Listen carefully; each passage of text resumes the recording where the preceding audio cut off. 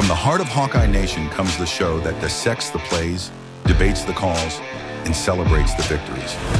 This isn't just a podcast. This is your unfiltered access to the mind of two diehard fans. They live and breathe black and gold, and they're here to give you the honest, raw takes you won't find anywhere else. Get ready for deep dive analysis, passionate debate, and a unique perspective on the team you love. This is Punting is Winning with JD and Keith.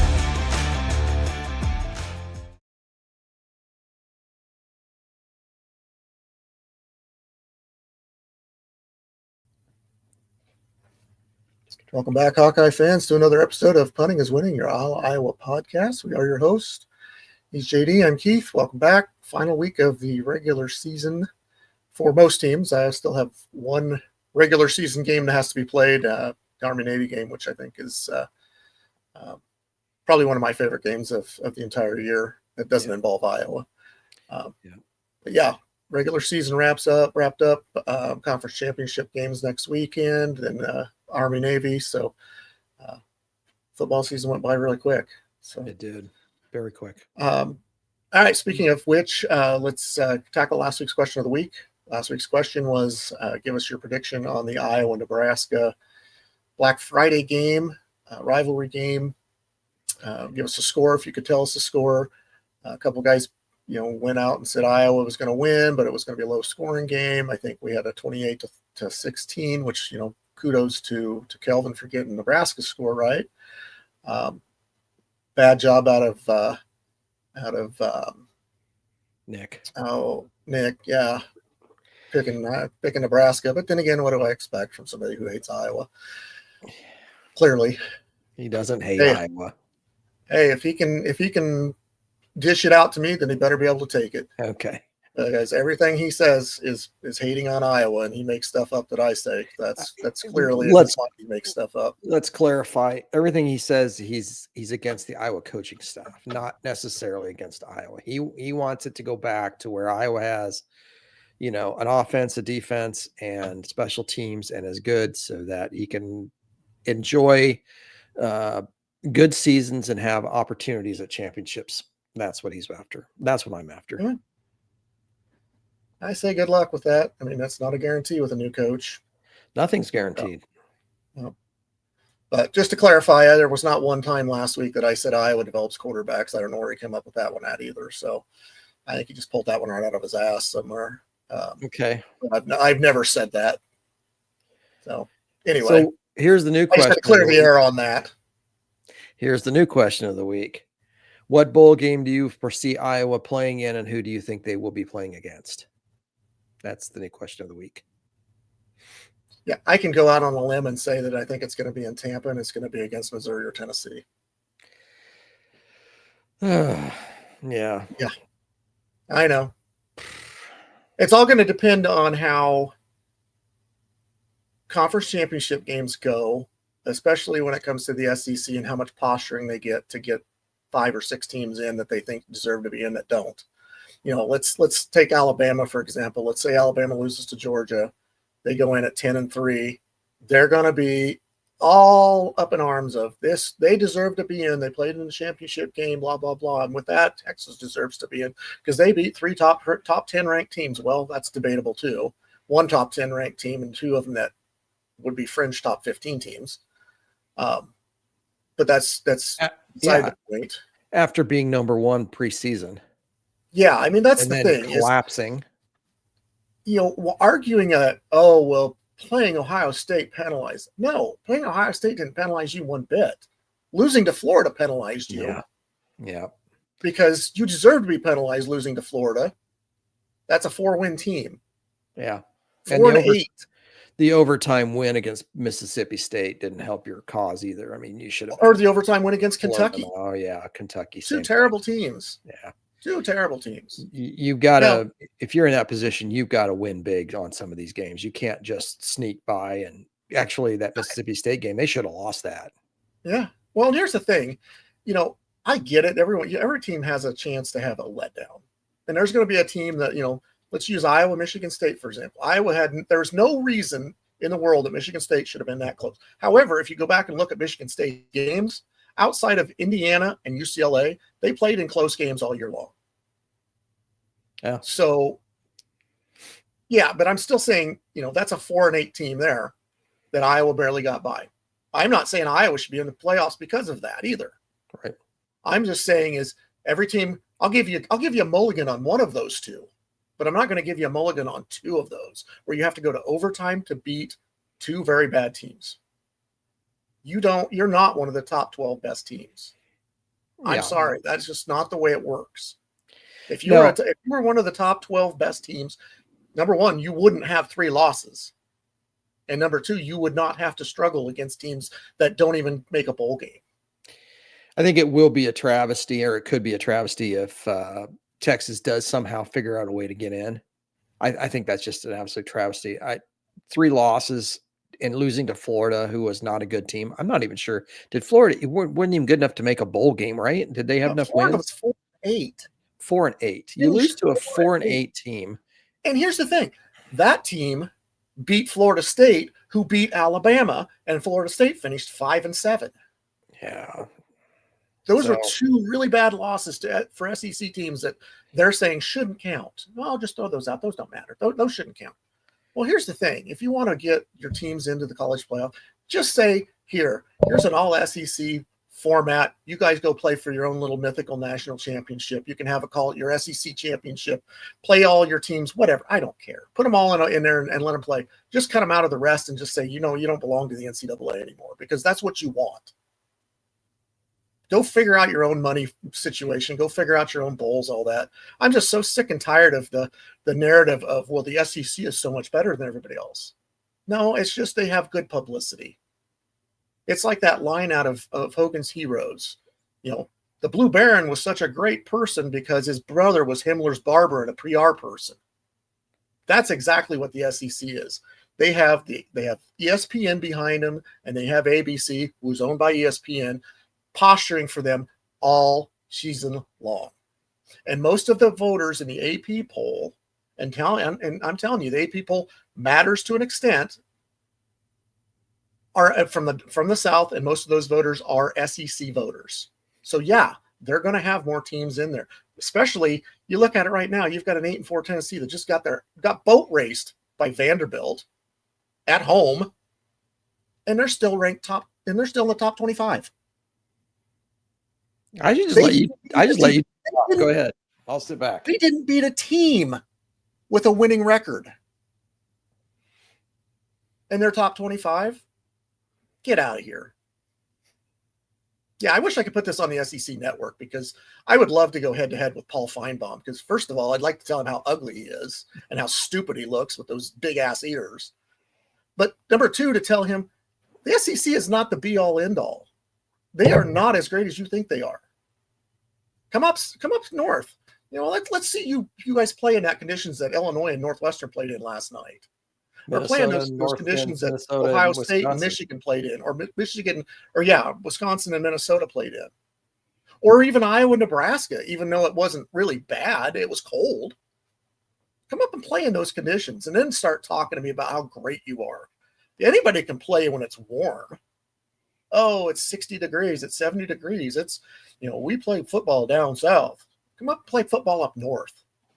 Tell us how you really are. Anyway, off my soapbox. Are you done? Yeah, let's jump into the Black Friday game, which was a belt to butt game that I think not a lot of people expected, but I kind of did. Well, I did predict Iowa to win. I told somebody, I said, I think Iowa will win. I don't know what the score was. I thought it was like 21-17, something similar to that.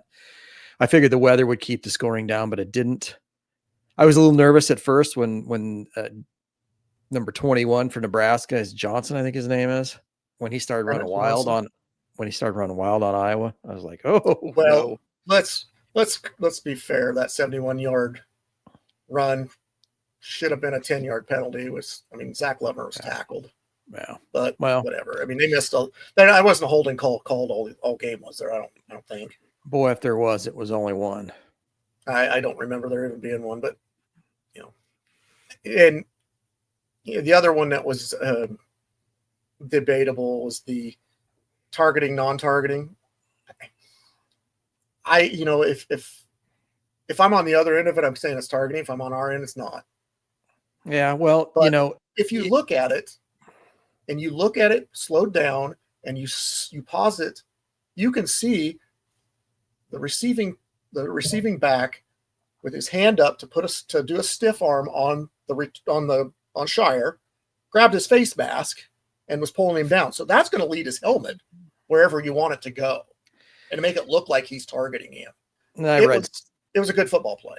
I read something also about the definition of targeting is that you launch yourself with your head down into somebody. I didn't see him launch himself. I saw him run through and put his head down. I didn't see a launch. So I don't know if the definition of that is if you have to have both the launch and the crown of the helmet both in order for it to be targeting. But in my opinion, yeah, maybe he did hit him with the crown of the helmet. But I don't think all the time. I don't think there was exactly. It does happen all the time. I don't think he launched himself into him at the last second. You have a lot of situations where a running back, linebacker's coming up to stuff a run on a running back, and running back puts his head down to brace for impact, and they're going to have him. There's going to be helmet to helmet contact there. Are you going to call targeting on that? Who are you going to call it on? You're going to call it on the running back he's the one that lowered the boom. So there's intent and there's non-intent. There's football plays, which were what happened. And then there's intent to actually hurt somebody, which is launching when a guy's up in the air, you lead with the crown of your helmet, you launch into the air and you hit him in his head. That's intent. When you're going down to make a tackle and you lower your head, you can't get it you're trying to go from side to side. I mean, that's what you're taught. But you can't because you're going 400 miles an hour and that guy's going 400 miles an hour at you. It's going to happen that there's going to be face-to-face or there's going to be helmet-to-helmet contact that's not intentional and it's not targeting.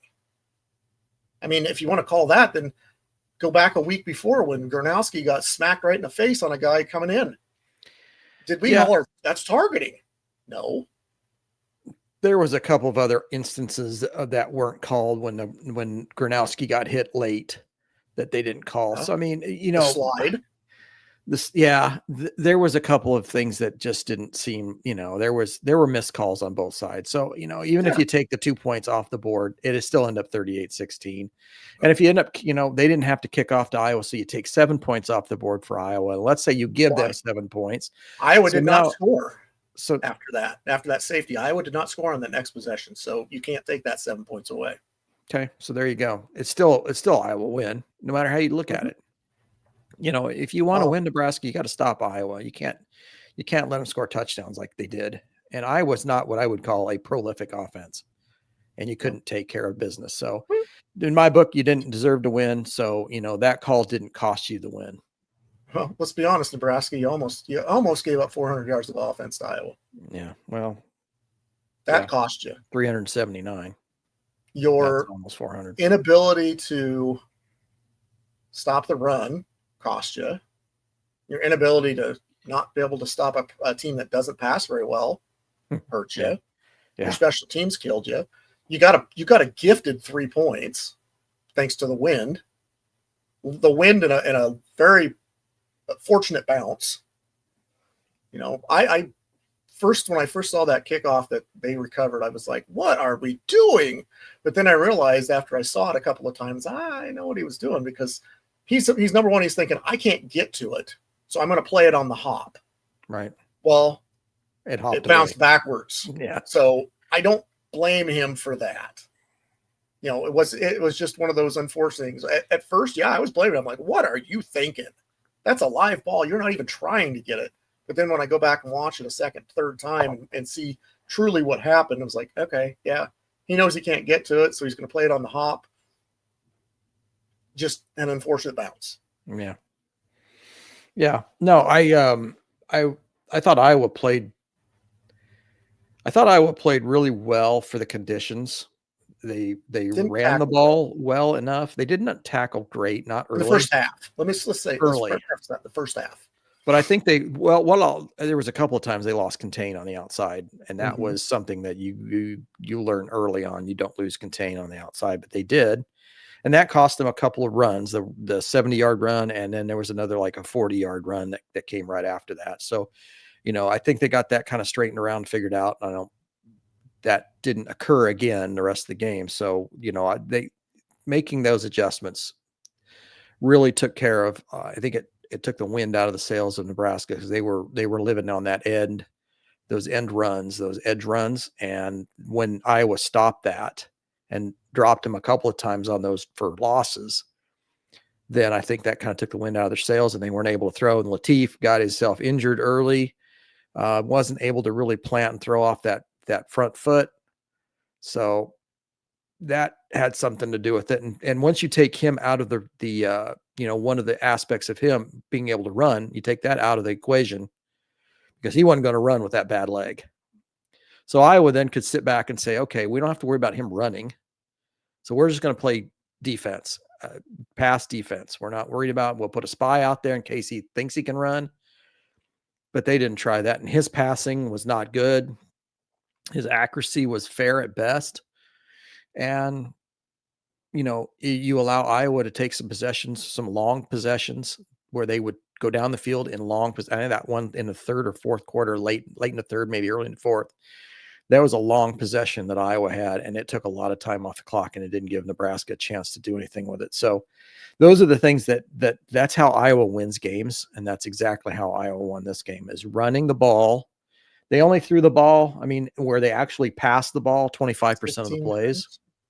9 of 16 for 166. Although his quarterback rating was pretty good at 121.88. So that's pretty good. It's probably one of the higher ones. So, 166 yards on 9 completions. You're throwing the ball down the field a little bit. It's kind of nice. Very nice plays by Reese Vanderzee for one. Yeah. That catch along the sidelines was probably one of the best catches outside of a Brandon Smith catch in the last 10 years. Yeah. Yeah, that was one-handed, and he pulled it in, and there was no question about it. There was no really, you didn't have to look back and look at it twice to make sure he caught it, and there was no qualms about it. He did make that catch, and there were some other catches. I thought Vaname had a good game, 3 catches, 91 yards and a TD. Really, really nice run after the catch. And you mentioned Vanderzee, 2 catches, 53 yards. I thought the defense played good. Rashad Godfrey did have one missed tackle that allowed a big play from Nebraska, but after that, he was solid. 7 tackles, 8 assisted. Carson Shard, he was the highest rated by Pro Football Focus, highest rated defensive player on Iowa's team for that game. No question about it. He had 7 tackles and 8 assisted tackles. And then you had Carson Shard, 3 tackles, 5 assists. Ethan Herkett, 3 tackles, 3 assists. Xavier Wampa, 3 tackles, 5 assisted tackles. You can't. That's doing pretty good. And Nebraska only ran 60 plays all game, so it wasn't like they were running 80 and 90 plays. So they were only running 60 plays all game. So you didn't make a lot of tackles on plays that. You'd only have 60 total plays. You don't have a lot of tackles, especially when, Iowa only had 62, I think. 62. Well, they did. They only had 62 total plays, and in which they get 379 yards. That's 6 yards a carry or 6 yards a play. Plus a 50-yard, the hidden 50 yards on the kick return from Weegan, like the very first one. Yeah. No punt returns today or yesterday or Friday, I guess it would be. This is Sunday. But yeah, had a couple kickoff returns, so it was nice to see. Well, a few. Yeah. One of the things I was going to mention about, I don't remember what it was I was going to say. Dakin had 3 punts for 50-yard average. Yeah, I got into a little bit of a back and forth Twitter argument with a Nebraska fan. Uh-oh. And he was just harping about how pathetic Gronowski was and blah, blah, blah. And, it was terrible all year long. Yeah. It's like, okay, I'm sorry. I guess I missed where passing touchdowns are worth more than a rushing touchdown. Yeah, would we like to pass more? Sure. In most cases, did we have to? No. But I said, your boy only had 69 yards. Yeah. Well, he was hurt. He hurt a hamstring. I said, well, first of all, I don't think it was a hamstring. It looked like it was a knee because they come unwrapped they put a thing on his knee after the first injury, quote injury, right before that kick that they recovered. Mm-hmm. But I said, you realize that, our quarterback hasn't been playing healthy since Indiana. He can't plant. He can run, but I don't think he can plant on that left foot like it takes to throw the ball. I think that's an issue for him, and I think it has been since Indiana. Might even been an issue before then. I don't even know. But you want to sit there and make excuses while your guy was, if he's not healthy, what's he out there for? Yeah. Get somebody else out there. Well, he's the best we had. Then shut up. If he's the best you have, and 69 yards is the best that he can do, you don't have anything. You don't have any room to talk. If you're wanting to throw stones in a glass house, you better check and make sure you're not naked first. Yeah, I got into it with several Nebraska fans this weekend of calling them stupid because they really are. I mean, I told one guy, I said, that's probably the most ignorant thing I've heard anybody say, and I've interacted with Iowa State fans. So kudos to you. You win the internet today. So I'm sick and tired of a lot of the crap that goes on online anymore because people are just dumb. So I'm just going to sit back and let you take over. Feels like this weekend was my time to just let people hear it and tell them how stupid they really are. Okay, folks, if you're going to interact in the comments, be careful. He's on a rant today, and I have 0 F's to give right now because I'm just, people want to make up crap that I say. That's fine. I don't, I'm not sitting here posturing for Kirk Ferentz to be a lifetime coach until he's 100 years old and that the offense doesn't need to change. I've never once said that. All I'm saying is be careful what you wish for. Look at some teams that have, oh, well, that's just not good enough. 8-4, 9-3, 7-5 is not good enough. We got to, and what do you end up at? 4-8, 3-9. Careful what you wish for. Be happy with what you got sometimes, and know that we're not a top 10 NIL school. We're never going to be a top 10. We don't have a big donor. Unless you want to, if you want to make Iowa better, go out and donate more. Or find somebody who's a millionaire or a billionaire in this state that's willing to pony up money for this NIL every year. Because it's just not going to happen with the population that we have, the talent level that we have in state. Because those are the guys you're going to get that have grown up wanting to be Iowa players. They're not going to cost you the NIL money that these guys out of state are going to cost you. The transfers, you want a top tier quarterback, then pony up some money on the NIL. That's all I can say, because we don't have Mark Cuban coming in and giving us millions of dollars like Indiana does. We don't have a $1 billion donor coming in saying, hey, I'm just going to give you guys $3 or $4 million to put on the NIL so you can go out and get whatever you need, make you guys better. It's just not happening. Sorry, folks. It's not happening in Iowa. Iowa State's got a better opportunity because of Sukup. They have more money and are willing to give it to the university. We don't have anybody like that. You tell me who we've got that's willing to give a big donation like that to Iowa for NIL. There's nobody in this state. The sad part about it is Iowa is a business college. They provide attorneys everywhere you turn around. They produce doctors everywhere you turn, but yet none of those ever feel like, and maybe some do, and I'm not saying that they don't. Well, there's a few. Maybe some of those do contribute, but is there any one person who says, I will write out a check for $1 million every year just so you can go out and get whoever? Yeah, there's nobody. No, I don't. We don't have that really rich donor like a lot of schools have. Yeah. That's why Indiana is so good. Not taking away from Kurt Signetti being a good coach and not taking away from the talent of the players that they have, but they were able to go out and buy those players, bring those players in. Now, a lot of those guys came from James Madison and were overlooked guys too. That's where he coached them up and he made them better. But they also were able to go out and get Fernando Mendoza. They were able to get some wide receivers, some defensive players, some defensive line. They talked about it all year long about, they got this guy out of the transfer portal, and this guy out of the transfer portal. They were able to do it because they have the money to do it. Same with the basketball team. That's where Darren DeVries has got an advantage over Ben McCollum. He's got deeper pockets to pull from to get better players than what we can get. We have to rely on coaches that can coach them up, develop them, and make 2 stars into 4 and 5 star players.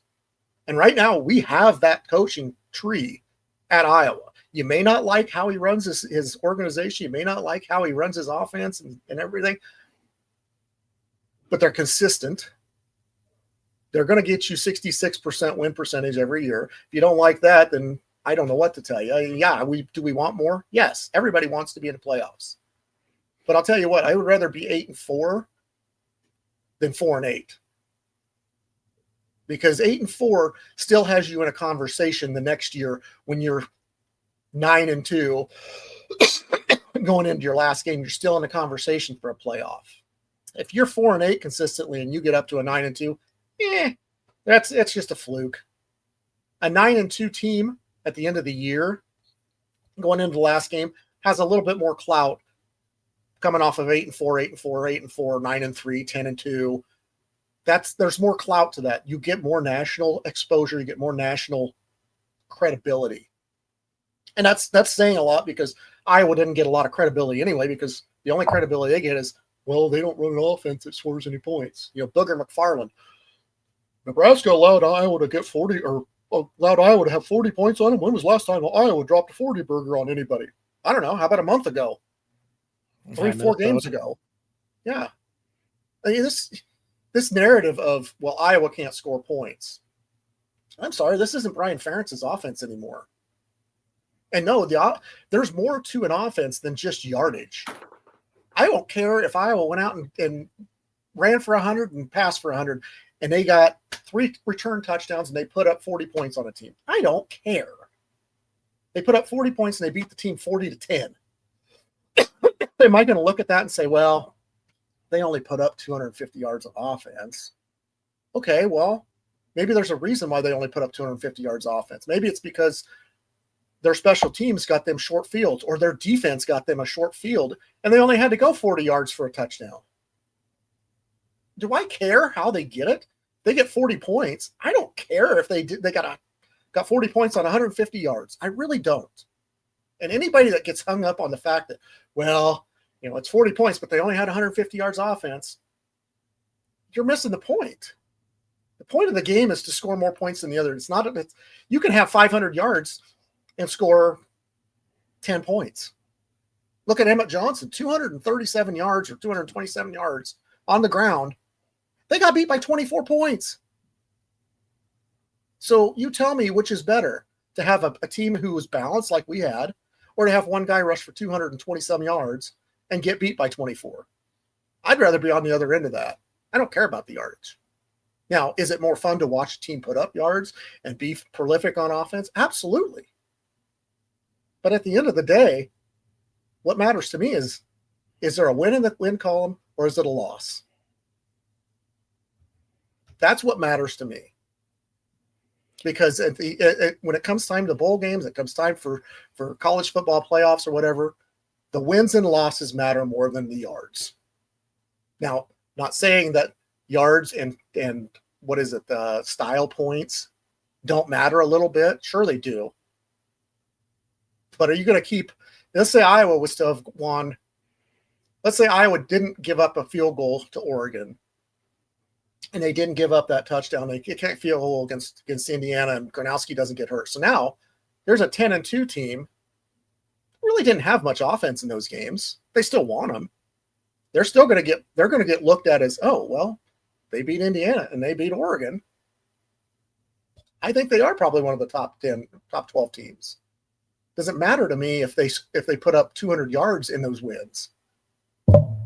They won those games, and they won them against quality competition. Now, that didn't happen. I'm not saying that was the be all end all, but are you gonna keep an Iowa out if they did that in favor of somebody else? I'm going to tell you, if you have a 10-2 Iowa team and a 9-3 Alabama, They're going to go Alabama's going to go ahead of Iowa every time. It's just the way it is. because I hate it. that is a bias. Yes. It's SEC and it's ESPN, Disney, ABC, whatever, and the voters and the AP polls propping them up to a point where it's like, well, yeah, Alabama was 9-3, but they had X amount of wins against top 25 teams. How many of those top 25 teams were legitimate top 25 teams? And how many of them finished top 25? You know, if you really looked at it, it's like that's what's keeping some of those teams in the conversation is, well, they beat Tennessee, and Tennessee's a top 25 team. Is Tennessee a top 25 team? No, they're not. They didn't beat a team with a winning record. Is Missouri a top 25 team at 8-4? Probably not. No. Is Iowa a top 25 team at 8-4? No, they're a fringe team.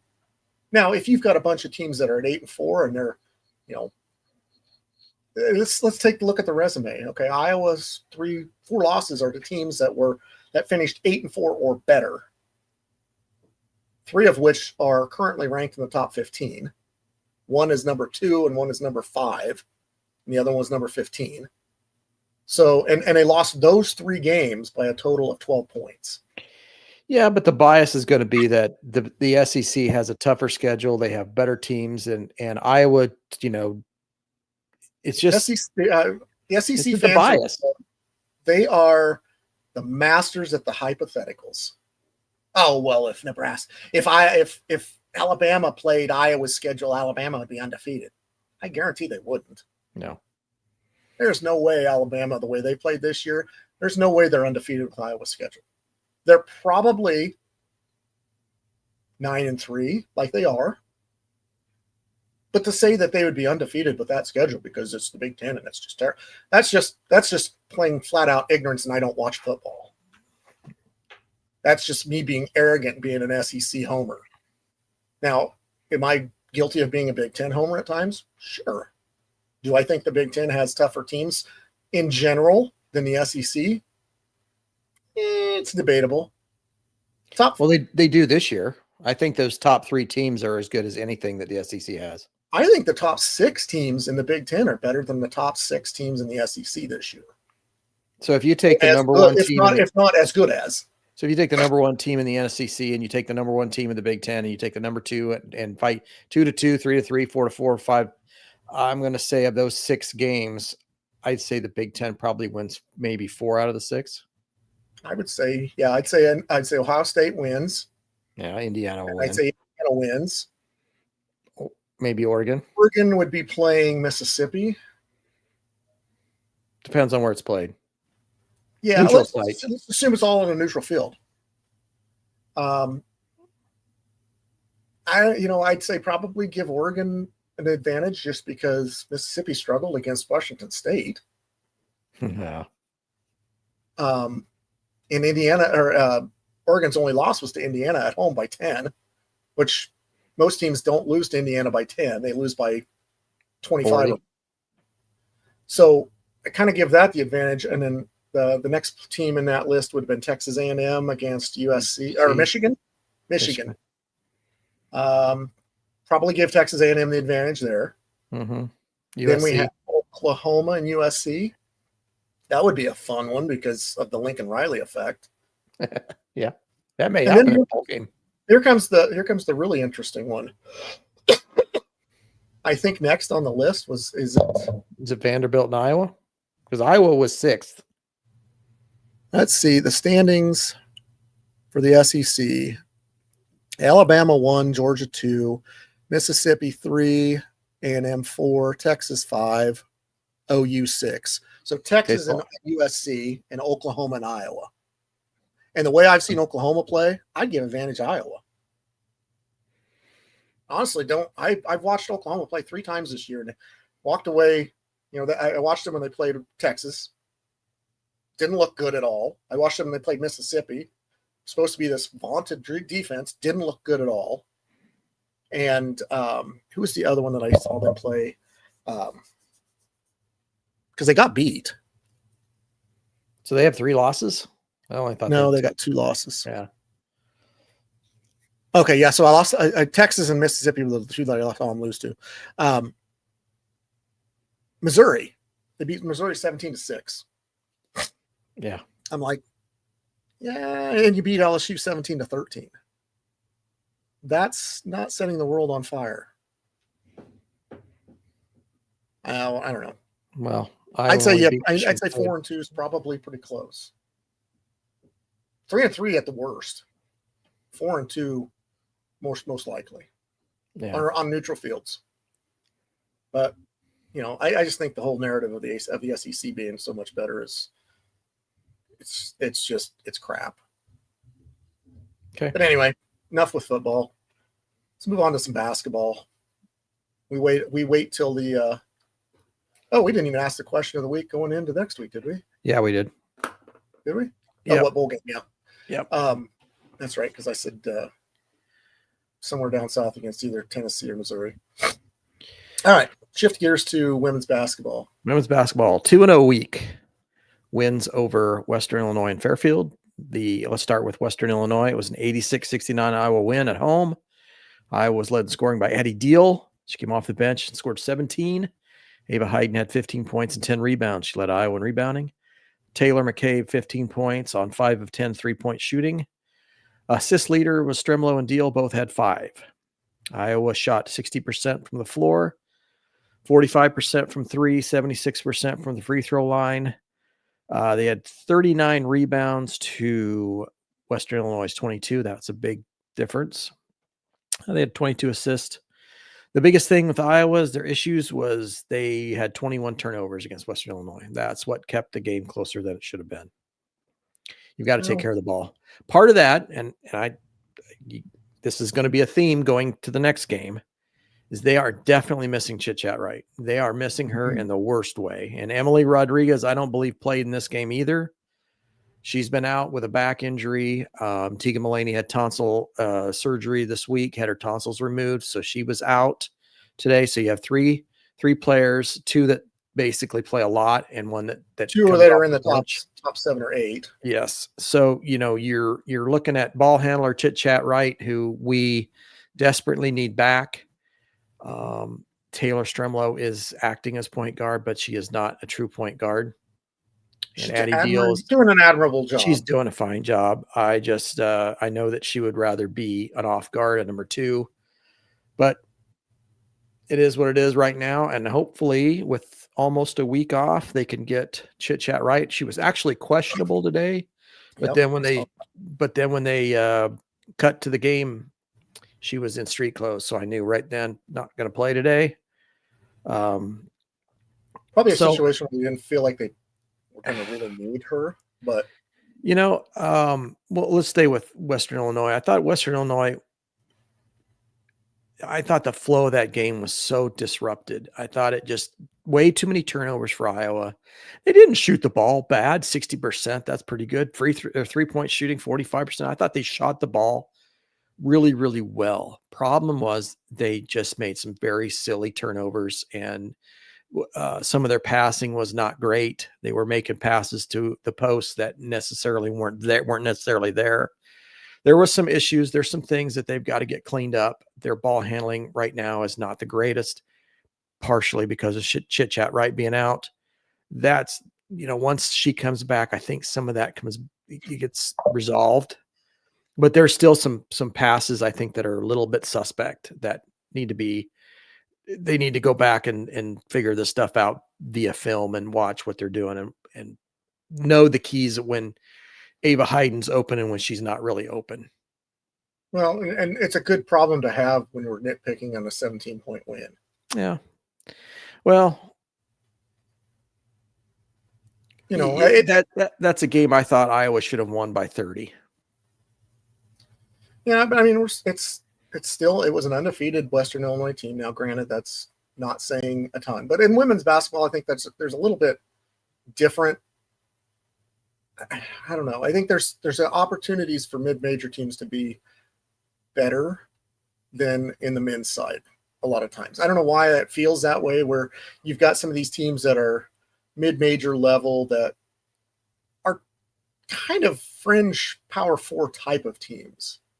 Now, I'm not saying that Western Illinois is that team, but they did come in undefeated and had looked pretty decent throughout the year up to that point. So I'm not taking away from what they were able to do. And, you're playing against a depleted team that's missing at least 2 regulars and a third that would probably have been a regular had she not gotten hurt in the exhibition game and then had tonsil problems. So, yeah, you're missing 3 players out of a 10-player rotation, likely.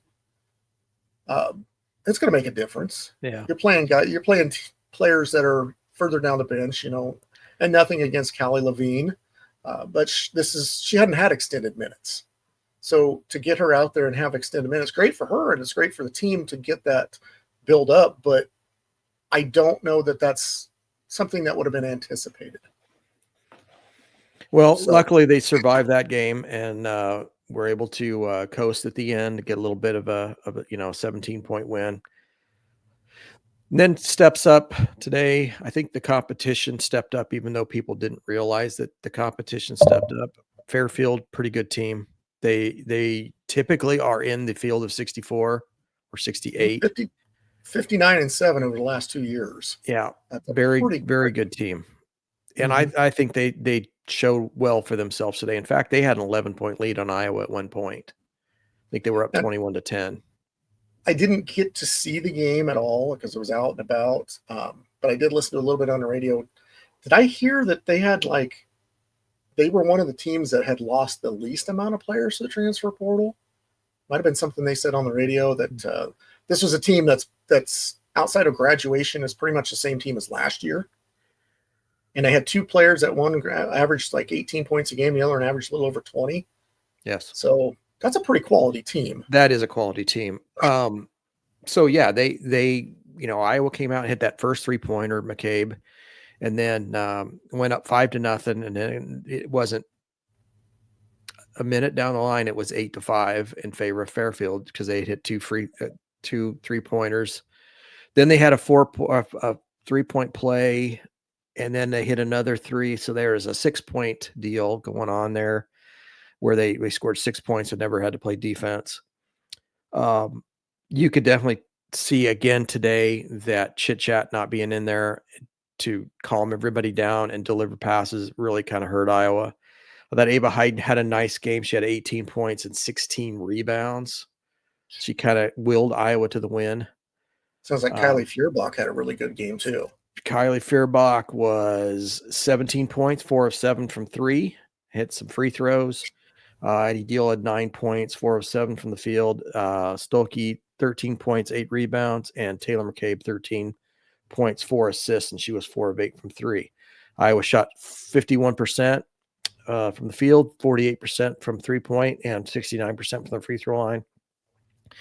Rebounds 43-21 over Fairfield. That's probably your biggest deal right there between the two, the biggest discrepancy between them. That's probably what kept Iowa in the game.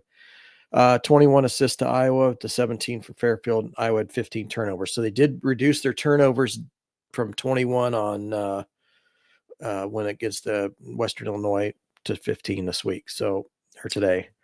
And sounded like Fairfield did a little pressing as well at times. Yeah, they did. It was 3/4 court. It wasn't necessarily full court. I think they were worried. One of the things about Fairfield though is they might be the best 3-point shooting women's team that I've seen come into Hawkeye at Carver Hawkeye Arena in years. They could hit the 3 like it was nobody's business.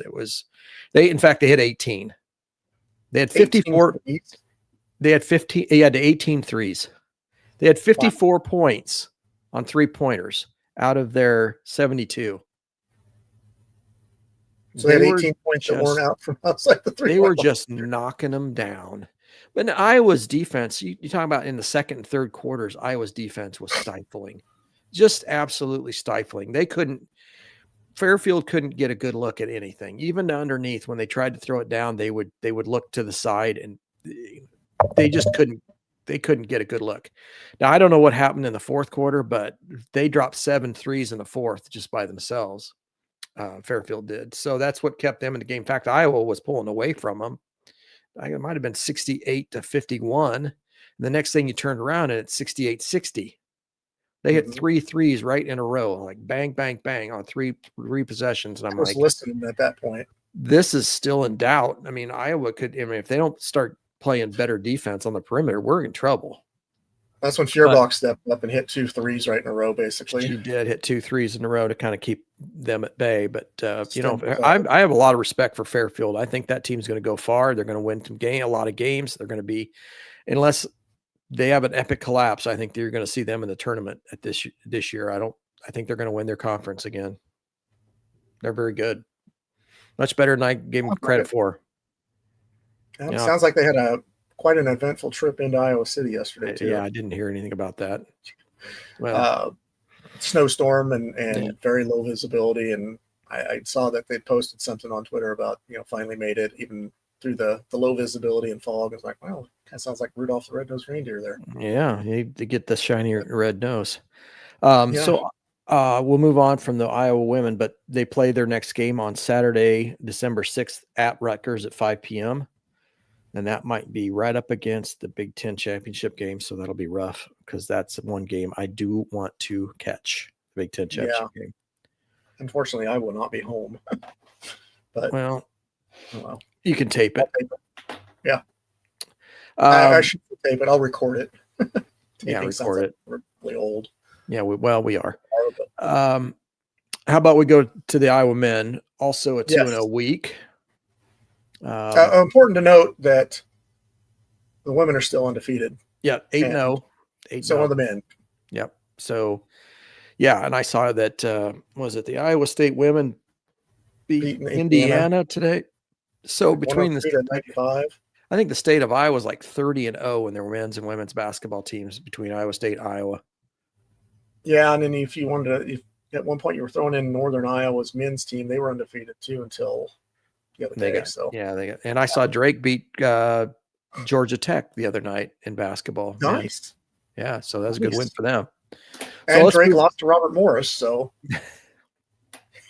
So moving on, Iowa played 2 games this week, both of them in the Acrisure Classic. The first game was one of those back and forth kind of games. In the semifinals, they played Ole Miss. Ole Miss was a Sweet 16 team from last year. Did you know that? By Chris Beard. Yeah, by Chris Beard, who was at Texas Tech a couple of years ago. Yep. So pretty good lineage there. Texas Tech typically a very good team, so he knows how to coach. Iowa was able to have a beef on this game here on something I heard in that game too, by the way. Okay, well, I'll let you go, but let me get through this here real quick. Iowa won 74-69. Iowa was led in scoring by Bennett Sturts with 29 points. He only had 2 assists. Cooper Koch led in rebounds with 10 and also had 14 points to go along with that. Iowa shot 43% from the field to Ole Miss's 47%. Iowa shot 36% from the 3-point line, and also Ole Miss had 35%, so it was 1% difference. Iowa shot 75% from the free throw line, as Ole Miss shot 85. Rebounds were 26-27. Iowa 26, Ole Miss had 27. So if you looked at those stats and you thought to yourself, well, Ole Miss wins every one of those stats except for 3-point percentage, and that's only off by 1. And rebounds, they won by 1. Here's how they lost. 12 turnovers. Iowa only had 6 and didn't have any in the second half that I know of. And they lost because of Bennett Sturts. He went off. So if you want to go on about your rant and rave about this deal, go ahead. I unfortunately was sitting in the emergency room that night and missed that game completely. I did see some highlights of it, but saw AJ Storr playing for Mississippi. And I got to looking and I was like, this is where I have an issue with the transfer portal. This kid is on his 4th school in college, his 8th school in his last 8 years when you go back to high school. He transferred every year in high school, and he transferred every year in college. Each time stepping up to more money, I'm sure. There's got to be some type of restriction done. It used to be that you could transfer, and if you transferred, you have to sit out. Maybe you give them one free one, and then they have to sit out if they want to transfer. Prevent these guys from just chasing the paycheck of, well, I went to this place and I got good. So then this place offered me this amount of money and I got even better. And then now this bigger school is going to offer me even more money. And, you get a free transfer. Everybody gets a free transfer. And then maybe you get a transfer if your coach leaves for another job. Well, I'm not even going to give it if he gets fired, because you could tank and make sure your coach gets fired just so you could transfer. I don't know. There's got to be some type of a limitation on it, because that wasn't the only one I heard. Because even in the Grand Canyon game, there was a guy that had been playing that was his fourth school in 4 years. Like, what is, other than a paycheck, what's the reasoning for transferring?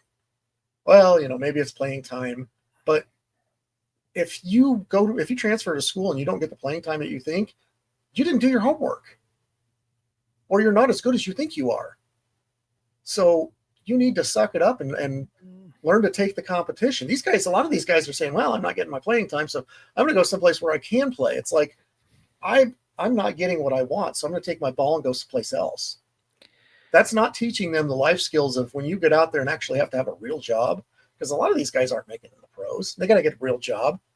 So first time there's some adversity in your real job, you're just going to quit and go to another one and hope somebody gives you something better.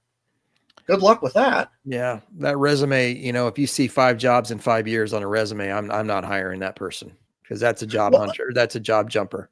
I don't want that. Unfortunately, in this day and age, if you stay at a company for more than 5 years, that's a red flag too. Which I have not understood why that's a red flag, but it is to hiring. Hiring managers look at that and say, well, they're complacent. They're satisfied with where they're at. Well, if you're happy with what you're doing, why wouldn't you stay with where you're at? Yeah, or you were given the opportunity perhaps to move up in the company, and for whatever reason it just hasn't happened. But they really like you, and they like what you're doing. And I guess I paid decently. It's your work-life balance is great. You're happy. Yeah. Why would you want to move? You get weekends off, and you like that. They look at it and say, well, you don't move up enough, or you don't move around enough that it looks like you're complacent. No. So it's a double-edged sword. But anyway, when it comes to athletics, to me, I feel it's like the first edge. It's you are not satisfied, or you don't feel like you have to put the work in to get where you need to be. So you're just going to go wherever it's going to give something's going to be handed to you. And that's what they look for, is the handout. And unfortunately, that's part of some generations anymore. And I don't have a problem with some transfers. And I know that kids need to chase the money to some degree, because, a lot of them that's going to be probably the only money they're going to see in college. There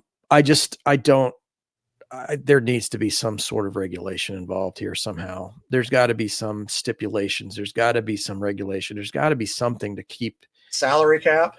Yeah. I mean, because this is just going to be a situation where every time a kid, finishes a season, you get all these creepy guys in the background flashing $100 bills saying, hey, I know we're not supposed to contact you, but here's $5,000. Why don't you come over here and talk to me for a little bit? And I can make it a lot better than that if you come to my school. Or, but I'm not speaking for the coach or the actual team, but I'm a donor. And I know that you could probably come to our school, and I could probably talk to some, powers that be and get you in there.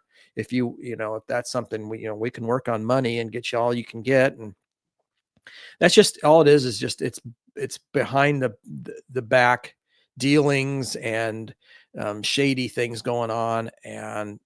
But the regulations make it fine to do now. Yeah. And that's unfortunate. I just don't like that. I just, because eventually it's going to come around and it probably already has come around to Iowa. You get a kid that you really like, he's playing well, and next thing you know, bam, he's gone. He's playing for Michigan State, or he's playing for Michigan, or he's playing for Purdue, or he's playing for somebody else. Because, like Cooper Koch, and I'm not saying this is going to happen. I like the kid. I hope he stays the whole time. But let's say he has a really good year, redshirt freshman. That's attractive to people because, hey, we may be able to keep him for 3 years. Doubt it. But let's say Louisville comes calling Louisville had a great year. They were finished in the top 16. They went to the round of 16. They come call and they say, we can hand you, if I was paying you 500, we can give you $1 million. We'll just double it. Well, that's pretty exciting for a kid that age. And they may want to chase that money. That's going to really affect Iowa's ability to recruit, because you may leave late. And next thing you know, we haven't recruited for your position because we thought you were going to be here. And that's just going to cause more problems. So the rich get richer, the poor get poorer. That's how it's going to be. You're always going to have the rich teams, the blue bloods, the Kansases, the North Carolinas, the Dukes, the whoever. They're going to get whoever they want. They're going to get whoever they want because, one, that's attractive, and two, they can fork out the money for it. And so, they're going to get them right. They're going to get them out of high school anyway. Why don't we just get a 16-team league and just put all the blue bloods in it, all those that spend all the money, and everybody else gets to go play in some other tournament, and we'll just call it something else where it's fair. Well, what it does is it kills the mid majors, it kills the smaller teams, it kills the teams that are in the power conferences that are the development. I don't want to call them middle of the pack, but teams that are middle of the pack that could be, could have those years where it's like, hey, here's a team that's typically an 18-team conference. This is a team that's usually within the 8 to 12 range of that conference every year, 7 to 11, somewhere in there. And, they've got a really good player, and now all of a sudden they're top 3 in that conference, and they're a Sweet 16 team. They're, that kids can come back next year, and this could propel this team. Well, no, here come the Dukes and the Kentuckys that say, yeah, we'll give you this money, and it's basically like using mid majors as a minor league to get to the majors. Let those mid majors find those guys that are overlooked, develop them for a year, let them all have their breakout year, and then we'll just swoop in and take them that way. And it totally eliminates the ability or the need for some of those teams to even recruit high school kids. If you're a high school kid, outside of, Duke still does it because Duke knows they can get any of the top 10 players in the country to come to their school because they're Duke. So, okay, outside of them, it's like, well, I don't need to recruit a high school kid. I'll just get a kid that's, a redshirt freshman or a sophomore from Fairfield that averages 25 points a game, bring him into my system, have him average 15 points a game. And he's a semi-superstar. I can keep him for a couple of years, and then he goes to the NBA. Mm-hmm. Yeah. And then Fairfield's back there going, it's like the old Oakland A's being the farm team for the rest of the Major League Baseball. Back in the early 2000s, they had all the talent and then get poached the very next year by the Yankees, the Dodgers, the Giants, the Red Sox. It's no different. Yeah. So yeah, there's got to be some type of a regulation on it. Something of, you can't transfer every single year. If your coach is still there and you've already transferred once, you can transfer. You got to sit out a year now. Back to the old, there's got to be some consequences to that transfer. You can't just say, well, I'm not getting playing time, or this team's going to offer me more money, I'm just going to go there, because it's free to transfer now. Yeah. Sometimes the old rules actually got it right. Mm-hmm. But let's move on. So Iowa wins the semifinal of the Acrisure Classic, their bracket. I know that this thing was like a huge tournament, but they had like pods or whatever. You win your pod. Yeah, group 2 or whatever they call it. So Iowa won 74-69 over Ole Miss. That gave them the opportunity to play either Utah or Grand Canyon University. Grand Canyon ended up beating Utah, so Iowa plays Grand Canyon in the championship game. This is a game where it was hard to watch at times, really hard to watch at times. So Iowa did win 59-46. Maybe this set back basketball, 10 years, 15 years. But anyway, Iowa was led in scoring by Isaiah Howard, come off the bench. He had 19 points, 6 rebounds. Bennett Sturts led Iowa with assists with 5. Iowa shot 40% field goal shooting, 32% from 3, 68% from the free throw line, and had 27 rebounds. They did have only had 10 turnovers to Grand Canyon 17. So, another game where it just Grand Canyon came out, looked like they had a lot more energy than Iowa did, but Iowa just kind of bided time until they were able to kind of get themselves situated. And then they just kind of slowly worked their way up and ended up pushing it. I don't know if it was what was it, a 7-point lead at half, something similar to that. Yeah, 30-23. Yeah. So yeah, I would just methodically just moved ahead, further and further and further. And I could say 59-46, but I think Iowa had like a 16 or 17 point lead at one point. Yeah. They did they give up some easy ones towards the end just to prevent themselves from fouling and giving 3-point plays. They just kind of gave up some easy layups, but it was basically a 2-for-2 type of situation. Iowa would go down and hit a layup or a mid short jumper right there in the lane, and then be up 17 and then give up a 2 down there. Oh, now rack down 15, or ended up winning by 13. Couple thoughts on this game. I would equate Iowa to, well, first of all, I would say they're learning to win games however they need to. They can either do it by scoring, a 74-69 type of game like they did against Ole Miss, or they just do it from a defensive standpoint where, you just limit shots, you limit possessions throughout the game, and you play muddy, kind of like the Iowa football team does. You muddy up the waters to play your style. But I would say that Iowa played defense against Grand Canyon, and it's kind of like a boa constrictor. They just kind of slowly strangled you. And I thought, even though that was a 59-46 game, I thought that was a very enjoyable game to watch. Yeah. It was hard to watch at times, yes.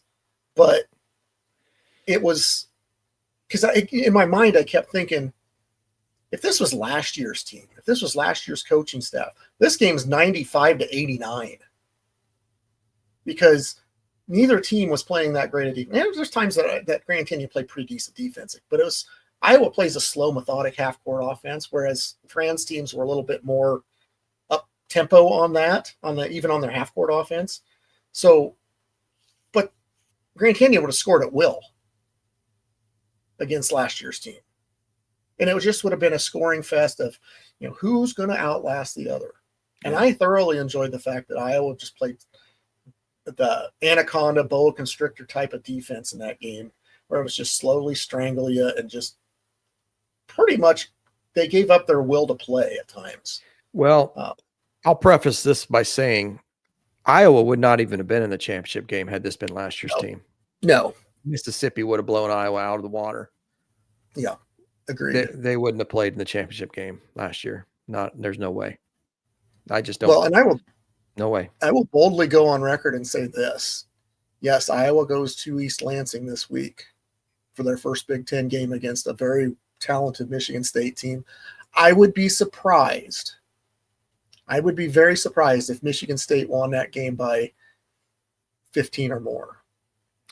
Oh no, I don't think Michigan State's going to see a defense as good as Iowa's so far. Now they've seen some pretty good teams. Don't get me wrong. They've seen some really good teams. They have a very, very tough preseason schedule, pre-conference season schedule.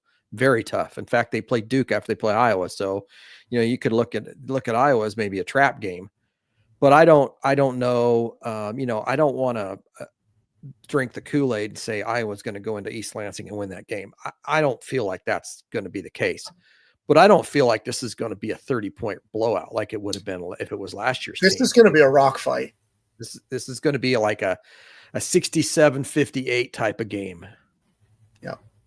And I mean, I give Iowa a puncher's chance to win that game. I mean, I'm not, if this was last year's team, I'd say no. Iowa's going to get beat 25 or more. They don't stand a snowball's chance, and of going in there and even being able to hang with them.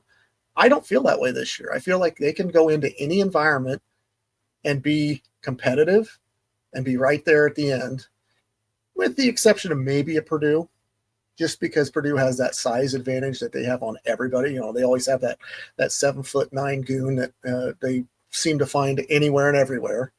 It always goes to Purdue for some reason. I don't know why, but they always have at least that's at least 7-2 or bigger, and we can't match that. No. I think from a straight up standpoint, I think Iowa can match up better with a Michigan State than they could with a Purdue. I don't see them matching up that great against Iowa State, but if we're talking, those are teams that we don't match up well with, and we still think, we're not going to get beat by 20 points or more like we usually would. It's not a bad feeling, especially in first year. Yeah. With a team that's, was put together late. Wait till he gets to the extent that he wants or he needs. Here's the situation. Iowa plays Tuesday night with Michigan State, number 11. I don't know where they will be when the new rankings come out, probably in the top, I'd say 6 or 7 with the week they had. So they are also undefeated, 7-0. They play Tuesday night at 6:00 on Peacock. So anybody that there's a chance that Iowa could be ranked by then too. Well, not saying it will be, but there's a chance. We'll see. I don't know. I'm not going to hold out hope for that, but by all the computer metrics, Iowa's in the top 20. Yeah. Or top 25. And they may give Iowa a ranking just so they can have two ranked teams play each other on Tuesday night. My thing is, I don't want to go into a big rant because I know we're running low on time, but I see 3 teams out of the Big Ten that are elite. Michigan, Purdue, Michigan, and Michigan State. I don't see Illinois being elite. They just lost to UConn the other night. I think Michigan's probably the best of the 3. Right now. That may be. Right now, they're playing the best. And those 3 teams are heads and shoulders above the rest. Championship quality yes, teams. They are. They are national championship quality teams. I'd put them up against what anybody. Michigan did to Gonzaga. Oh, yeah. I've not seen that happen in a long time. That's a 40-point win over a very, very good team. And then they did it, 38 points over Auburn the night before. Yeah. That's one that scares me. Yeah. Yeah. So, well, anyway. let's move on and we'll wrap this up because I've got supper smelling. I could smell supper and downstairs. Yep. All right. Yeah, we'll get it wrapped up. As always, if you like your content here, give us a thumbs up, like it, subscribe if you haven't already subscribed. Check us out on all the social medias out there that we have. Feel inclined to get better players, buy some merchandise. That'll help with that as well.